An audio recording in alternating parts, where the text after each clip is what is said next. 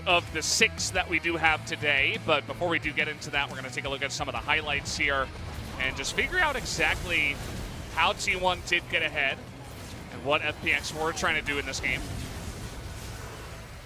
And so this was the initial skirmish where FPX, they collapse first. Teddy goes over the wall, throws his Pikachu onto the Kindred, ends up getting a kill there, but then Effort does go down there shortly thereafter.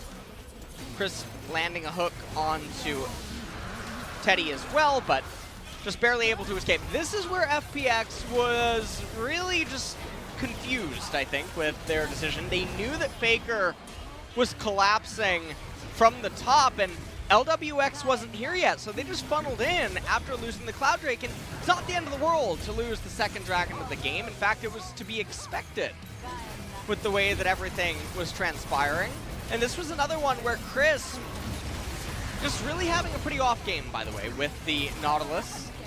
Yeah. A lot of his hook attempts and engages were just very, very off. This was Faker's Kamikaze onto Aphelios.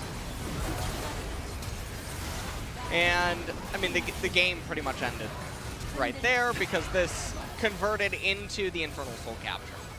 Yeah, and we were talking about that from minute 1 of the game, that could potentially happen if T1 start to build up those Drakes and get ahead. And you can see they didn't have to stay. They didn't have to go in there and dive the turret that long, but it ended up being the Infernal Soul Capture anyway.